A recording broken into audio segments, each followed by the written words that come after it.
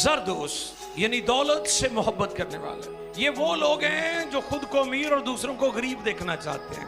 और मैं जब अपनी हुकूमतों पर गौर करता हूँ, कोई भी हो सकती है वो, तो मैं गौर करता हूँ कि जरदोस ने ये चाहते असी अमीर हो जाइए, बाकी सारा मुल्क गरीब हो जाए, ना कि वो बल्कि ईमानदार चर्च में बैठे हुए लोग भी इसी तरफ जा रहे हैं। तो कई लोग आप देखेंगे कि वो हर वक्त रोते रहते हैं, दूसरों को शो ऑफ करते हैं कि हमारे पास कुछ भी नहीं है, और झूठ बोल रहे होते हैं।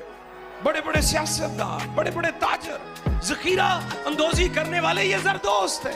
लोग भूखे मर रहे होते हैं और ये लोग जखीरा कर लेते हैं। इन्हें दौलत से मोहब्बत है। और याद रखें, ये भी आखिर जमाना की अलामत है, निशानियों में से एक निशानी है कि लोग दौलत से मोहब्बत करें। आप जानते हैं यीशु मसीह के पास एक सरदार आता है, तो हमने कहा जो कुछ तेरे पास है उसे बेचकर गरीबों में क्यों चला गया?